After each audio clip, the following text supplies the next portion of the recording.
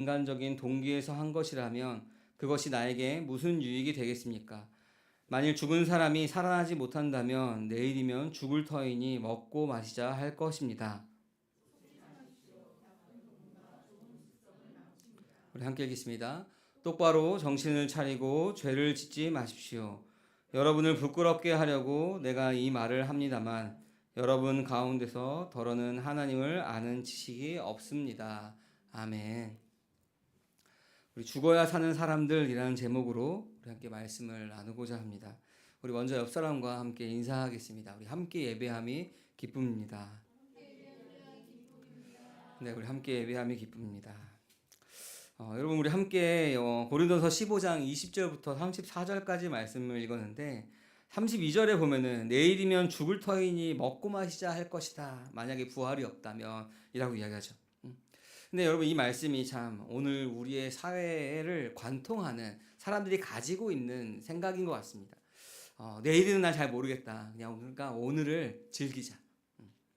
그럼 겉으로는 우리가 다르게 포장하도 결국 이 땅의 삶이 전부라고 믿기 때문에 우리 사람들은 잘 포장하지만 필사적으로 이 땅의 것을 구하고 이 땅의 것을 더 많이 가지려고 발버둥 치는 것이 사람들의 모습입니다. 그러니까 내일이면 죽을 터이니 오늘 먹고 마시자, 즐기자, 오늘이면 된다라고 하는 것이죠. 근데 이게 세상 사람들만의 이야기가 아니라 많은 그리스도인들도 참 비슷하다라고 생각을 합니다. 목사님 어떻게 그렇게 얘기하십니까? 잘 한번 자신을 돌아보기 바랍니다. 하나님의 은혜는 감사하지만 내 삶 속에서 나의 십자가를 지고 예수님을 따르는 그 길은 피하고 싶어하는 것이 또 좀 아이러니하게도 그리스도인들의 모습 가운데 많이 가지고 있죠. 이 정도면 된 거지. 내가 예수님 믿고 그냥 주일 잘 지키고 그래 내가 헌금 생활도 잘하고 내가 이 정도 내가 했으면은 잘하는 거지. 뭐 이렇게 날마다 십자가를 지고 따라야 하냐. 이 정도면 됐지라고 하는 그 마음이 있다면은 여러분 우리는 아마도 세상 사람들과 같은 그런 가치관을 가지고 살아가는 그리스도인이라는 이름만 가지고 있는 사람들일지도 모릅니다. 어쩌면은 나도 모른 채 자신도 모른 채 이 부활이라고 하는 것, 하나님 나라라고 하는 것이 그냥 먼 훗날에 그냥 교리적으로만 생각하고 있기 때문에 내 삶과 아무런 상관이 없어라고 생각하고 있기 때문에 그렇게 행동하는 것입니다. 여러분 만약에 우리가 이따가도 이야기했지만 우리가 서울역에 가는 기차를 탔습니다. 서울역에 가는 기차를 탔는데 이 서울역에 가는 기차에 타서 이게 자꾸 서울역으로 가는 게 맞나 아닌가 불안하다면 어떨까요? 사람들만 물어보겠죠. 잠자는 사람 깨워가지고 이거 서울역 가는 거 맞습니까? 막 옆에 차장 지나 서울역 가는 거 맞습니까? 막 밖에 풍경을 보면서도 자꾸 풀숲이 보이는데 이게 서울역 가는 게 맞나? 그러면 어떨까요? 서울역 가고 있으면서도 목적지에 잘 가고 있으면서도 불안합니다. 불안해서 막 자꾸만 사람들한테 물어보고 막 이러는 거죠. 자기의 지금 타 있는 그 기차에 대한 확신이 없이 살아갑니다. 참 그런 모습과 이 부활에 대한 소망이 없는 모습과 참 비슷하다라는 생각을 참 합니다. 오늘 바울이 부활에 대한 이야기를 하고 있기 때문에 이런 이야기를 하는 겁니다. 여러분 바울이 왜 부활에 대한 이야기를 할까? 우리 고린도전서 1장부터 쭉 보면은 사람들이 파벌을 나누는 것에 대해서 또 음란한 문제에 대해서 우상 숭배하는 문제에 대해서 쭉 이야기하다가 이제 부활에 대한 이야기를 합니다. 왜냐하면은 무엇보다 중요한 것 중에 하나가 이 죽은 사람들의 부활이 없다라고 주장하는 사람들이 그 교회 안에 있었기 때문에 그런 것입니다. 왜냐하면 여러분 우리가 초대교회 때 가장 유명한 그 이단이 뭐라 그랬죠? 영지주의라고 했습니다. 그노시스 영지주의인데 헬라 철학의 영향을 받아서 뭐라 생각하면은 그러니까 육체와 영혼을 따로 분류해서 보는 것입니다. 분류해서 어떻게 보냐면은 육은 썩어지고 무익하고 부정한 것이고 이 영혼만 구원받으면 끝이라고 생각한 것입니다. 그러니까 몸의 부활을 하면은 우리가 영혼이 거듭나는데 다시 육체 이 부정한 것에 들어오니 다시 감옥 안으로 들어오니 헬라 철학에서는 육체가 그런 감옥이라고 생각했으니까 감옥이라고 들어오니 참 다시 살아난다고 믿는 것이 어리석은 것으로 생각을 한 것입니다. 근데 이 사상이 그 교회 안에 우리 마이크 좀 한번 꺼주시겠어요? 네, 화울링이 계속 생기네. 네. 이 사상이 교회 안에 들어온 이유 중에 하나가 뭐냐면은 이 고린도 지역에 무엇이 있으면은 잘 먹고 잘 살기 위해서 나의 만족과 나의 유익을 구하기 위해서는 조금 타협하는 모습이 필요했기 때문에 그렇습니다. 그냥 내 영혼이 거듭났으니 내가 교회 다니니 내가 종교 신앙생활을 하니 내가 이 정도는 해도 괜찮겠지 하는 그런 안정감을 주는 것이 이 영지주의의 사상이었기 때문에 그렇습니다. 여러분 한번 우리가 한번 생각해 보십시오. 그 구원파에서 주장하는 자 거듭났으니 우리가 거듭났으니 마음대로 육은 마음대로 살아도 괜찮습니다라는 말을 들으면은 여러분 어떨까요? 여러분 지금 살아가면서 느끼는 여러 가지 죄책감들, 여러 가지 문제들을 다 해결될 수 있죠. 그러니까 그런 데 빠지는 겁니다. 이 초대교회 때도 마찬가지로 영지주의가 그런 얘기들을 주로 이야기하니 그 상업이 발달한 그 도시에서 내가 잘 살기 위해서 거기 그냥 점점점 빠져 들어가는 거예요. 교회 안에도 오늘날 교회 안에도 그러한 모습들이 점점 들어옵니다. 그 모습 가운데 하나가 이 부활을 부인하는 모습이었습니다. 우리도 어쩌면 우리가 부활을 믿습니다라고 고백하지만 그 부활을 부인하는 믿음으로 살아가는지도 모릅니다. 한번 자신을 잘 돌아봤으면 좋겠습니다. 그래서 바울이 20절 말씀에서 이렇게 이야기합니다. 우리 20절 말씀 같이 한번 읽어보겠습니다. 그러나 이제 그리스도께서 죽은 사람들 가운데서 살아나셔서 잠든 사람의 첫 열매가 되셨습니다. 아멘. 여러분 첫 열매가 되었다라고 이야기합니다. 근데 이 첫 번째라고 하는 단어가 중요한데 왜 중요하냐면은 헬라어에서 사도 바울이 그러니까 첫 번째라고 이야기할 때 헬라어에서 프로토스라고 하는 단어가 있습니다. 그러니까 첫 열매라고 표현할 때 그냥 첫 번째라고 흔하게 쓰이는 그 단어를 사용할 수 있지만 이 사도 바울은 어떤 단어를 사용하냐면은 이 프로토스가 아닌 아파르케라고 하는 단어를 사용합니다. 의도적으로 사용합니다. 왜냐하면 이 아파르케는 제사 용어입니다. 제사 용어. 물론 그 구약 성경이 히브리어로 쓰여졌지만 이거를 헬라어 성경으로 번역할 때 이 아파르케라는 단어를 사용합니다. 레위기 23장에 보면은 초실절이라고 하는 단어 그 절기가 나옵니다. 여러분 초실절은 이렇게 뭐냐면은 첫 열매 곡단을 하나님께 바치는 제사인데 이 참고로 초실절이 지난 50일 뒤에 무슨 일이 있냐면은 우리가 다음 주가 이제 맥주 감사주일이죠. 초실절부터 50일 뒤에 맥주 감사주일이 있습니다. 한 해의 절반을 그러니까 우리는 한 해의 절반을 마무리하면서 하나님께 나에게 주신 것이 무엇인지 감사하는 의미인데 우리는 추수감사주일이 있으니 초실절은 그냥 우리가 광고만 하고 마치지만 이 맥주절이 있습니다. 이 맥주절은 신약의 오순절과 같습니다. 왜 이렇게 헐링하죠? 오순절과 같은 주일입니다. 그러니까 이 초실절에 대한 이야기를 하고 있는데 이 초실절 50일 뒤가 맥주절이고 이 맥주절이 신약의 오순절과 같습니다. 그리고 다음 주가 이제 맥주 감사주일이라는 얘기까지 했습니다. 다시 돌아와서 첫 열매 아파르케 이 초실절에 대한 이야기를 하고 있는데 이 초실절은 무엇을 하냐면은 농부가 밭에서 가장 먼저 익은 곡식을 한 단을 가져옵니다. 가져오면은 이제 제사장이 그것을 하나님 앞에서 흔들어서 바친다. 그래서 그것을 요제라고 합니다. 그래서 제가 이거를 여러분 앞에서 한번 흔들어 보려고 이걸 어떻게 흔들었을까를 이렇게 문헌을 찾아봤는데 자세하게 나와 있지는 않습니다. 앞뒤로 흔든다 이렇게 얘기하는데 아마 이렇게 그냥 이렇게 하나님 앞에서 이 곡식을 이렇게 흔들어서 바치지 않았을까? 요제라고 합니다.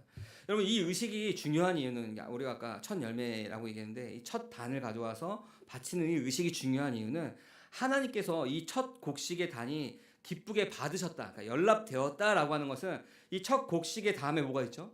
그 많은 곡식들이 있죠. 그 많은 곡식들도 하나님께 속한 거룩한 것임을 우리가 믿음으로 드리는 거죠. 그리고 마침내 하나님께서 이 모든 것들도 온전히 추수될 것이라는 믿음으로 이 첫 곡식을 하나님께 흔들어서 바치는 절기가 이 초실절입니다. 그 단어를 사도 바울이 지금 첫 열매가 되었다라고 하면서 이 부활에 대한 설명을 이야기할 때 합니다. 여러분 예수님의 부활도 마찬가지라고 하는 겁니다. 이 첫 열매, 이 제사 용어인 첫 열매를 예수님의 부활에서 그리스도께서 죽은 사람들 가운데서 살아나셔서 잠자는 모든 사람들의 첫 열매가 되었다. 그러니까 여러분 이것이 2000년 전에만 일어난 것이 아니라 십자가에서 죽으신 그 예수님이 부활의 첫 열매가 되어서 하나님께 기쁘게 받아들이셨습니다. 이 말이 주님과 하나로 묶여있는 우리도 마침내 영광스럽게 부활하여 하나님께 받아들여질 것이 보장되어 있다는 의미로서 첫 열매라는 단어를 쓴 겁니다. 여러분 신약 성경을 읽을 때 이 사도 바울이 첫 열매 아파르케라는 단어를 쓸 때 당시에 그 성경을 읽고 있던 고린도 교회의 사람들, 물론 이방인 그리스도인들은 잘 이해하지 못할 수도 있지만 유대인 그리스도인들은 이 단어가 이 초실절을 의미하면서 그때 우리 조상들이 바쳤던 그것처럼 우리들도 첫 열매, 그 다음 열매가 되는 것이구나, 보장되어 있는 것이구나라는 것을 떠올리게 되는 것입니다. 그러면서 21절과 22절에서 아담과 예수 그리스도를 대조하여서 이렇게 설명합니다. 우리 같이 한번 읽어보겠습니다. 한 사람으로 말미암아 죽음이 들어왔으니 또 한 사람으로 말미암아 죽은 사람의 부활도 옵니다. 아담 안에서 모든 사람이 죽은 것과 같이 그리스도 안에서 모든 사람이 살아나게 될 것입니다. 아멘. 아담 안에서 모든 사람이 죽은 것과 같이 그리스도 안에서 모든 사람이 살아나게 될 것이다 라고 이야기합니다. 여러분 그리스도 안에 있다는 것, 여러분 우리가 다른 말로 예수를 믿는다는 것이 여러분 무엇입니까? 어떻게 설명하십니까? 무엇이 예수님을 믿는 첫걸음이죠? 라고, 어떤 것이 예수님을 믿는 것이죠? 라고 이야기한다면 여러분 무엇이라고 대답하겠습니까? 하고 제가 기다린다면은 우리 서로가 시험 들 수도 있으니 제가 좀 말씀드리겠습니다. 여러분 우리가 예수를 믿는다는 것, 어떻게 예수를 믿었죠? 말씀이 우리 가운데 임하여서 내가 죄인이구나 라는 걸 깨닫고, 내가 나의 옛사람이 그리스도와 연합하여 십자가에 나의 옛사람이 죽고 새 사람이 되었습니다. 그것이 우리가 거듭났다라고 이야기하는 거죠. 이것을 제가 기차로, 그래서 아까 서두에도 기차를 얘기했는데 기차로 한번 생각을 해봤습니다. 아담이 운전하고 있는 사망이라고 하는 종착역으로 가는 그 기차에 타 있던 것이 바로 거듭나기 이전에 저와 여러분들의 모습이었습니다. 그 기차에서 뭐 여러 가지 할 수 있겠죠. 뭐 맛있는 옛날에 그 계란도 사 먹고 막 사이다도 먹고 그랬는데 그 계란도 막 사 먹으면서 뭐 아주 막 노래 부르면서 조개 껍질 먹고 하면서 막 신나게 행복하게 갑니다. 근데 그 기차의 종착역은 뭐죠? 아담이 운전하는 사망입니다. 모르는 거죠. 사망으로 가는지 모르고 그냥 야 너무 좋다, 나는 맛있는 거 많이 먹고 우리 노래도 부르면서 즐기자 하면서 쭉 가고 있는 것입니다. 근데 말씀이 나에게 임하여서 이것이 내가 여기서 아무리 즐거워도 사망으로 가는 것이구나 깨달았습니다. 그래서 우리가 어떻게 하면 환승합니다. 뭘로 환승하죠? 예수 그리스도가 운전하는 생명의 기차로 환승하는 것입니다. 갈아탄 것이죠. 그래서 생명으로 우리가 가는, 사망에서 생명으로 옮겨진 것입니다. 이거 우리 거듭남이라고 하죠. 여러분 사망에서 생명으로 옮겨졌습니다. 어떻게 옮겼죠? 완전하게 옮겨진 것입니다. 우리의 행위가 아니라 그냥 예수 그리스도 안에 있음으로 옮겨진 것입니다. 그래서 23절에 보면은 차례대로 살아날 것이다. 예수 그리스도가 첫 열배가 되시고 주님께서 다시 오시는 날 그 안에 있는 모든 사람이 다 살아날 것이다 라고 이야기했죠. 근데 여러분 이 차례대로라고 하는 헬라어가 탁마라고 하는 단어인데 군대가 줄을 맞춰 행진하는 모습이 탁마라고 합니다. 그러니까 무질서하게 일어나는 것이 아니라 하나님의 구원의 역사가 하나님의 인도하심 따라 뒤죽박죽이 아니라 우연히가 아니라 차례차례 그리스도가 먼저 첫 열매가 되시고 그 안에 있는 우리들이 예수님께 다시 오신 날 몸의 부활이 있을 것이다 라는 이야기들을 하는 것입니다. 여러분 우리 대장 되신 예수님께서 먼저 죽음을 이기시고 부활하셨습니다. 주님께서 다시 오시는 날 주님 안에 있는, 주님께 속한 저와 여러분들도 그 생명의 길을 따라 그 영광스러운 부활에 동참하게 되는 것입니다.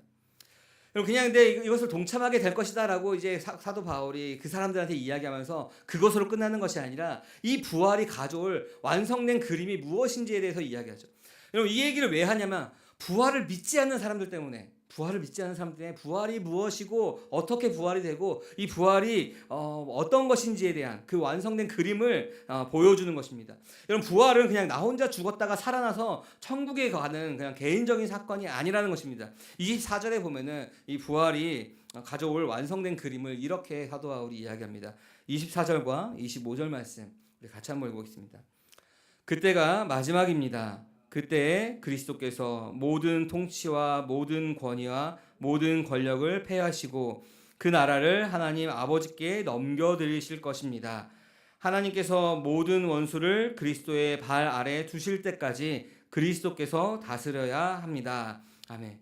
여러분 이 말이 좀 이해가 가십니까? 한번 이해 안 가면 여러 번 읽어보십시오. 그때가 마지막이다. 우리 그 전에 뭐죠? 예수님께 다시 와서 우리가 부활하는 날, 그때가 마지막이다라고 하면서 그때에 그리스도께서 예수님께서 모든 통치와 모든 권위와 권력을 패하시고 그 나라를 어떻게 하죠? 하나님 아버지께 넘겨요. 하나님 아버지, 그러니까 하나님께서 다스리시는 나라가 되는 거죠. 근데 그 나라가 오기까지 뭐라 하죠? 하나님께서 그 원수를 그리스도의 발 아래 두실 때까지 누가 다스린다고요? 그리스도께서 다스리신다. 그럼 지금 다스리시는 분 누구죠? 예수 그리스도께서 다스리신다라는 거죠. 그리스도께서 우리를 다스리신다. 이 온 땅을, 온 우주를 다스리고 계신다. 하나님을 대적하고 세상을 망가뜨린 모든 통치와 세상의 능력을 다 멸하시기까지 지금 이 순간에도 저와 여러분을 온 우주를 다스리고 계시는 분이 예수님이라는 겁니다. 그리고 그것이 부활 마지막 때에 그 모든 것들을 하나님께 넘겨준, 하나님께서 온전히 통치하는 하나님, 완전하신 하나님 나라로 된다는 것입니다. 골로새서 2장 15절에 보면은 통치자들과 권세자들을 무력하여 드러내어 구경거리로 삼으시고, 그다음 뭐라고 하냐, 십자가로 그들을 이기셨다라고 말합니다. 자, 예수님께서 그리스도께서 다스리시는 시간인데 무엇으로 이기셨다고요? 십자가로 이기셨다. 그럼 십자가로 이기셨고 부활이 오시는 그날까지, 여러분, 그래서 주님의 십자가와 부활은 이미 악한 세력을 박살낸, 이기신, 승리하신 증거가 십자가입니다. 그리고 맨 마지막에 멸망받을 원수는 죽음, 사망이다라고 했죠. 그러면 이미 승리하셨고 멸망받을 원수가 죽을 때까지 그리스도께서 다스리시는데, 여러분 헬라어 원어로 이 멸망받는다라고 하는 단어를 보면은 이게 현재 진행형으로 쓰이고 있습니다. 이미 승리하셨지만 지금도 멸망하고 있는 것입니다. 현재 진행형으로 사망이 완전히 멸망받는 주님의 재림의 나는 아직 오지 않았지만 십자가와 부활로 인하여서 이미 사망의 세력이 부서졌고 무너졌고 예수님께서 승리하시고 지금 이 순간에도 그 승리는 진행 중이라는 것이죠. 여러분 우리가 이것을 아까 거듭남에 대해서 이야기할 때, 비유할 때 기차에 대한 비유를 드렸습니다. 사망으로 향해 가는 기차에서 어디로 환승했다고요? 그리스도께서 운전하는 생명의 기차로 환승했습니다. 목적지가 사망에서 생명으로 바뀐 것입니다. 여러분, 근데 생명 기차로 갈아탔다고 해서 우리가 그 기차, 사망으로 가는 기차보다 더 완벽해졌을까요? 완전해졌을까요? 아니죠. 목적지가 바뀐 것뿐입니다. 이 말이 뭐냐면은 그리스도께서 승리하셨지만, 십자가로 승리하셨지만, 우리 옛사람이 죽음으로 넘겨졌지만, 여러분 사망은 완전히 끝난 것이 아닙니다. 언제 끝난다고요? 세상이 끝나는 날, 주님께서 재림하시는 날, 그때 멸망, 마지막으로 멸망. 어떻게 보면 이게 좀 위로가 되죠. 지금 나에게 저렇게 유혹하는 건, 내가 흔들리는 것, 내가 넘어지는 것, 어쩔 수 없는 거구나. 아직 말씀에 나와 있는 거구나. 이미 이기셨지만 아직 오지 않은 그 승리 가운데 우리가 살아가고 있기 때문에 그런 거구나. 우리가 위로받을 수 있는 거죠. 여러분, 이것을 신학적인 용어로 이미와 아직 사이를 살아간다라고 합니다. 이미 임하였지만 아직 임하지 않은 하나님 나라를 살아가는 것이 옛사람이 죽고 새사람으로 살아가는 저와 여러분 같은 사람들인 것입니다. 여러분, 이미 승리하였지만 아직 완성되지 않은 삶 가운데 살아가기 때문에 이 지금 삶은, 우리의 삶은 영적인 전쟁터로 살아가는 것입니다. 지금 평안한 것 같지만 여러분, 민감한 사람일수록, 영적으로 민감한 사람일수록 이 전쟁터 한가운데서 치열하게 살아가는 것이죠. 여전히 연약한 육체를 입고 있기 때문에 이 생명의 기차를 탔지만 이 달리는 기차 안에서 때로는 막 기차 비틀비틀거리고 넘어지고, 이것이 생명으로 가는 기차가 맞습니까? 막 옆 사람에게 확인하고 바깥의 풍경을 보면서 이게 맞나 아닌가 자꾸 의심되는 거지만, 죄의 습속 때문에 죄의 유혹 때문에 옛사람의 습관을 반복하면서 이 징글징글한 싸움을 벌이고 있지만 우리는 그 생명으로 가는 기차에 올라탔다는 것입니다. 여러분, 근데 여기서 유혹이 뭐냐면은 이 고린도 교회 마찬가지지만 이 싸움이 너무 힘드시죠? 이 싸움이 너무 힘드니까 고린도 교인들처럼 아까 32절 뭐죠? 어차피 죽을 몸, 대충 그냥 세상과 타협하며 살자하며 흔들리는 것이 우리의 연약한 모습이라는 겁니다. 여러분, 근데 위로의 말씀 좀 드리자면은 이 기차에서 내가 넘어졌다고 목적지가 바뀝니까? 여러분, 이 기차에서 내가 막 반대로 달린다고 해서 이 목적지가 바뀝니까? 아니죠. 목적지가 분명한 것입니다. 바뀌지 않습니다. 옆에서 개가 아무리 짖어도 기차는 간다라고 하죠. 그런 것처럼 우리가 그 안에서 흔들리고 넘어질지언정 우리가 사망에서 생명으로 옮겨졌으면 우리는 하나님께서 우리를 완전한 모습으로 만들어 가시고 결국 그 생명 가운데 우리를 살아가게 하시는 것입니다. 28절에 보면은 이 분명한 목적지가 무엇인지에 대해서 이야기합니다. 우리 28절 말씀도 우리 같이 한번 읽어보겠습니다. 그러나 모든 것이 하나님께 굴복당할 그때에는 아들까지도 모든 것을 자기에게 굴복시킨 분에게 굴복하실 것입니다. 그래서 하나님은 만유의 주님이 되실 것입니다. 아멘. 그 마지막 종착지가 뭐죠? 예수님마저도 이제 하나님께 굴복하며 하나님께서 만유의 주님이 되시는 게 마지막 종착지입니다. 하나님께서 온전히 다스리시는 그 나라 가운데 우리는 지금 우리는 이 세상 가운데 육체를 입고 있기 때문에 연약한 육체를 입고 있기 때문에 온전히 다스림을 받지 못할 때도 있지만 그때는 우리가 하나님의 온전한 통치 아래서 하나님 나라의 시민으로서 살아간다는 것이죠. 그 목적지가 바로 사망이 완전히 끝나고 마침내 하나님께서 회복된 그 온 우주의 주인이 되시는 것입니다. 우리가 때로 육신의 연약함 때문에 넘어지고 연약함 때문에 자빠지더라도 생명의 기차는 한치의 오차도 없이 그 영광스러운 부활과 하나님의 통치라는 그 목적을 향해서 계속 달려가고 있다는 것입니다. 함께하는 교회 성도 여러분, 그 승리하심이, 그 부활하심이 여러분 내 안에 있음을 여러분 확신하신다면은 여러분 우리의 삶의 방식은 어떨까요? 지금 이 고린도 교회 교인들이 그 부활한 예수님께서 부활하신 첫 열매로서 부활하신 거 우리도 몸에 부활할 것이라고 믿는다면은 그들의 모습은 어떨까? 여러분 아마 부활을 믿으면 부활의 능력으로 살아가지 않겠습니까? 그런데 많은 그리스도인들이 마치 부활이 없는 것처럼 살아갑니다. 특별히 오늘 고린도 교회 교인들은 부활이 없다라고 이야기하지만 부활이 있는 것처럼도 또 살아가요. 좀 이렇게 아이러니하게 살아가요. 왜 그러죠? 나의 만족과 나의 유익을 위해서 타협하는 모습 때문에 그렇습니다. 그래서 29절 말씀에 보면은 이게 성경에 보면은 이렇게 난해주들이 좀 몇 개 있습니다. 그 중에 하나가 이 29절 말씀이기도 한데 이 29절 말씀 보면은 죽은 사람들을 위하여 세례받는 사람들의 이야기가 나옵니다. 왜냐하면 당시 고린도 교회 교인들 중에서 예수님을 믿었지만 세례받지 못한 채 죽은 사람들 때문에 남은 가족들이 대신 세례받는 그 모습이 있었기 때문에 그 이야기를 합니다. 근데 사도 바울은 그것이 잘못됐다 잘됐다 이것이 옳다 그르다라는 이야기를 하는 것이 아니라 지금 부활에 대한 부활을 부정하는 사람들에 대한 부정하고 있는 사람들 때문에 부활이 있다라는 이야기를 하면서 이 이야기를 하는 이유는 뭐냐면은 너네 부활이 없다라고 하면서 왜 죽은 사람들을 위해 세례를 받냐? 왜 부활하여서 다시 만날 것을 기대하면서 왜 죽은 사람들을 위하여 세례를 받냐? 좀 그것이 맞지 않는 모습 아니냐라는 것을 꼭 집어서 이야기하는 것입니다.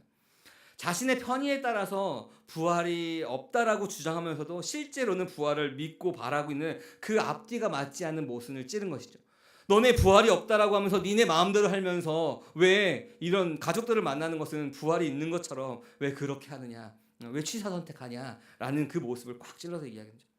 그리고면서 31절에서 사도 바울이 이렇게 고백합니다. 저와 여러분의 고백이기도 바랍니다. 우리 31절 말씀 같이 한번 읽겠습니다. 형제자매 여러분, 나는 감히 단언합니다. 나는 날마다 죽습니다.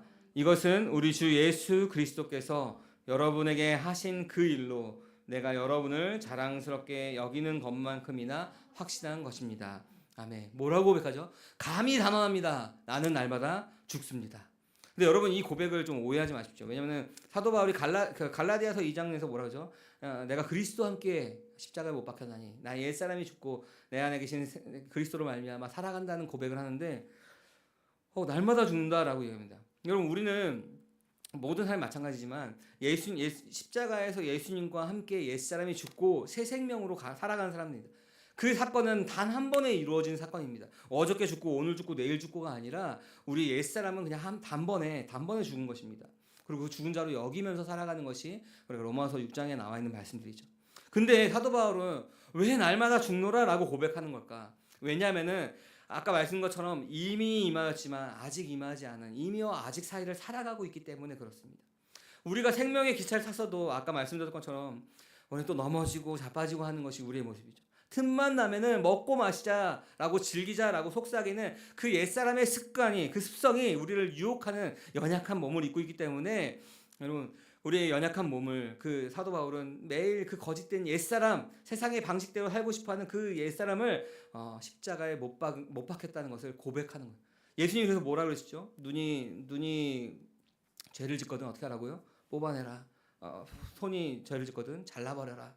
진짜로 그걸 뽑고 자르는 것이 아니라 우리가 그 죄에 반응하는 나의 눈이, 나의 손이, 나의 발이 이미 예수 그리스도와 함께 십자가에 죽었음을 선포하며 장애가 되었음을 선포하는 거죠. 그 죄에 반응하지 않는 것입니다. 장애가 되었음을 선포하는 것입니다.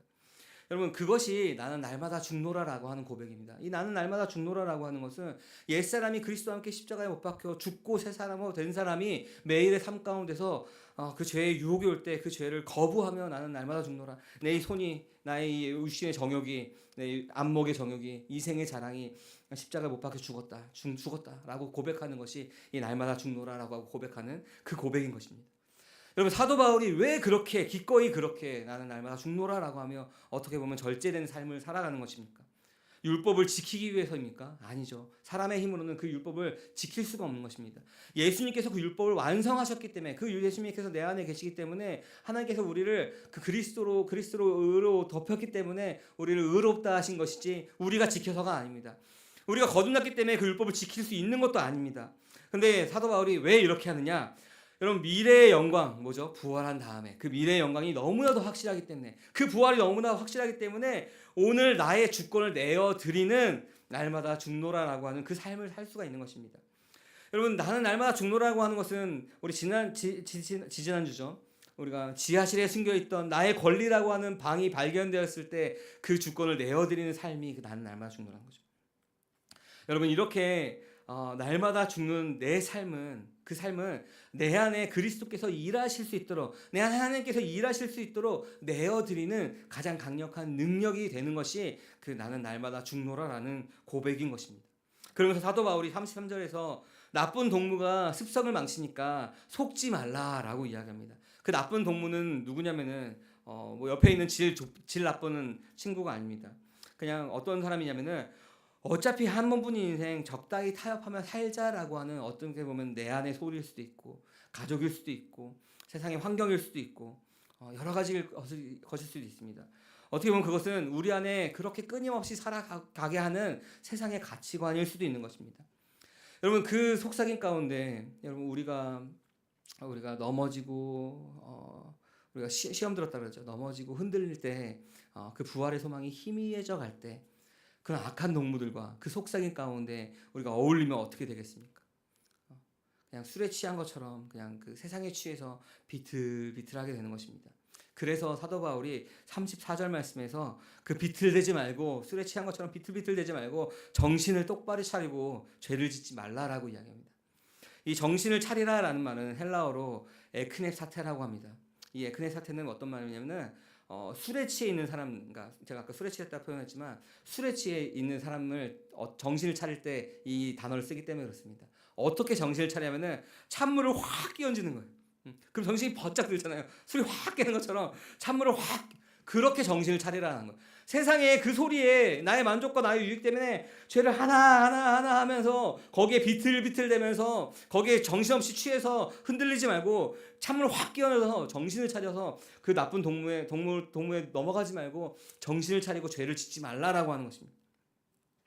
여러분, 왜 이렇게 만취 상태까지 가냐면은, 이렇게 세상에 취해 가냐면은 34절 하반절에 보면은 하나님을 아는 지식이 없기 때문에 그렇습니다.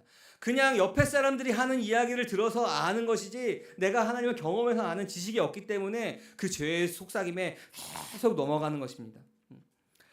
여러분, 부활을 부인하는 것은 생명의 주관자이신 하나님의 능력을 모르는, 하나님과의 관계에 단절해서 나오는 수치스러운 일이 부활을 부인하는 일입니다. 여러분, 그들이 부활을 부정하는 것은 이 고린도 지역 안에 자기의 만족과 자기의 유익을 얻기 위해서 그런 부활을 부정하며, 때로는 부활을 인정하며 그렇게 취사 선택하며 살아갔던 것입니다. 그러니 그렇게 자기의 유익과 만족을 위해 살아가니 그런 나쁜 동무의 속삭임에 빠져드는 것입니다. 신앙을 지키는 것도 같고 이 땅에서도 잘 사는 것 같으니 이게 맞아 하면서 말씀을 곡해하는 것입니다. 그래서 여러분, 우리의 간증들을 보면은 대부분의 간증들이 뭐냐면 내가 성공한 간증, 내가 무엇인가 이겨낸 간증. 그러면서 제가 예전에 무슨 얘기했죠? 오늘의 교회 그 정하경 장로님, 실명을 언급해도 괜찮습니다. 그분이 간증을 하는데 처음부터 끝까지 성공한 간증이 없고 계속 실패한 간증만 하는 거예요. 마지막, 그때 저도 참 믿음이 약했죠. 마지막에 그 모든 것을 다 역전하고 하나님께서 이렇게 세우셨다라는 이야기를 하겠지라고 계속 기다렸지만 끝까지 뭐라 그러냐면은 지금도 실패하고 있습니다. 그러나 그 예수 그리스도의 죽음이 내 안에 있습니다. 나는 날마다 죽습니다라는 그 고백으로 살아갑니다 하면서 이야기하는데 와, 그리고 간증이 끝났습니다. 멍 했습니다. 여러분, 우리의 간증이 내 안에 그리스도께서 어떻게 살아가시는지에 대한 것이 우리의 진짜 간증인 것이, 내가 세상적인 성공, 그건 누구나 할 수 있는 것입니다. 그러니까 세상의 속삭임에 계속 빠져들어가는 것입니다. 그것이 신앙도 잘 지키는 것 같고 이 땅에서 잘 사는 것 같으니 그 말씀을 곡해하면서 넘어가는 것입니다. 한 발. 어떠죠? 당나귀가 꼬리 하나 집어넣고 발 하나 집어넣으면서 그 텐트를 뺏어버리는 것 같이 죄가 우리를 그렇게 집어삼키는 것입니다. 그러니까 사도 바울이 찬물을 팍 끼얹어서 술 깨는 것처럼 정신을 차리라라고 이야기합니다. 여러분, 바른 신앙은 바른 일상으로 이어집니다. 당장은 아닐지라도 그렇게 빚어가는 것입니다. 여러분, 저 사람 봤더니 신앙은 좋은 것 같은데 생활은 아닌데요? 물론 그럴 수 있습니다. 그러나 하나님께서 그렇게 빚어가는 삶 가운데 살아가는 것입니다. 여러분, 우리가 예배를 시작할 때, 사도신경 외울 때 뭘 고백하죠? 우리의 몸의 부활을 믿는다라고 고백을 하죠. 여러분, 몸의 부활을 진짜로 믿는 사람들은 자신의 몸을 결코 세상의 쾌락에 함부로 내어줄 수가 없는 것입니다. 사랑하는 성도 여러분, 세상은 늘 우리 귀에 대고 이렇게 속삭입니다. 야, 어차피 한 번뿐인 인생, 오늘을 즐겨라. 여러분, 영원한 생명을 약속받은 하나님의 자녀이면서도 우리가 가끔은 세상이 주는 이 달콤함에 취해서 비틀거리며 살아갈 때가 참 많이 있습니다. 저 역시도 매일매일 흔들리며 고민하고 연약한 사람이 저입니다. 그래서 기도하죠. 하나님, 오늘 하루도, 저희 아침에 새벽에 기도할 때 하루를 쭉 한번 훑으면서 기도합니다. 하나님, 오늘 하루 새날을 허락하여 주셔서 감사합니다. 오늘 오전에 이런 일들이 있습니다. 누구를 만납니다. 오후에는 누구를 만납니다. 저녁에는 이런 일들을 합니다 하면서 하루를 쭉 훑으면서, 하나님, 그렇지만 저는 저의 연약함 때문에 이런 과정 가운데 실수하고 넘어질 수도 있습니다. 누구를 만날 때 하나님 나를 붙잡아 주세요. 그러면서 저 하루를 이렇게 쭉 한번 생각하면서 기도를 합니다. 그러면서 하루를 마치죠. 여러분, 흔들리면서 고민하는 사람이 저이기 때문에 그렇습니다. 여러분들도 마찬가지지 않겠습니까? 여러분, 부활은 그냥 죽고 나서 부활하였구나 하고 그냥 깨닫는 그냥 교리적인 것이 아닙니다. 여러분, 주님께서 뭐라 하죠? 사망의 권세를 깨트리고 뭐가 되셨다고요? 첫 열매가 되셨다. 여러분, 그 주님이 바로 지금 저와 여러분 안에 함께 계십니다. 우리를 성전 삼아 함께 계십니다. 그래서 사도 바울이 나는 날마다 죽노라라고 자랑스럽게 고백할 수가 있었던 것입니다. 여러분, 이 고백이 그냥 억울함에 희생당하고 나를 포기해라라는 의미가 아니죠. 세상의 쾌락에 취해 있던 나의 옛사람을 십자가에 기꺼이 못 박는 기쁨의 고백이 나는 날마다 죽노라인 것입니다. 왜 그렇죠? 내가 바로 죽은 그 자리에서 나를 사랑하사 나를 위하여 자기 자신을 버리신 그 예수님의 부활의 생명이 내 안에 살아있음을 생생하게 경험하고 있기 때문에 나는 죽노라라고 고백할 수 있는 것입니다. 사랑하는 성도 여러분, 그 부활의 주님과 날마다 더 깊이 사랑에 빠지시기 바랍니다. 여러분, 그 사랑에 빠지시기 바랍니다. 그 친밀한 확인 가운데 여러분, 우리의 매일의 일상을 좀 누렸으면 좋겠습니다. 그 생명을 좀 누렸으면 좋겠습니다. 죄에 못 이겨서 막 안간 있으면 안 넘어지려고 버티는 것이 아니라 여러분, 그 사랑을 깊게 누렸으면 좋겠습니다. 그래서 여러분, 왜냐하면 사망을 이기신 주님이 우리의 첫 열매가 되시기 때문에 그렇습니다. 여러분, 이 부활의 소망을 가지고 나는 날마다 죽노라 고백하며 하루하루 매일매일의 삶, 매 순간을 살아가는 저와 여러분 되시기를 주님의 이름으로 간절히 축원합니다. 아멘. 우리 함께 찬양하면서 우리 기도하기 원합니다. 우리 내 마음의 주를 향한 사랑이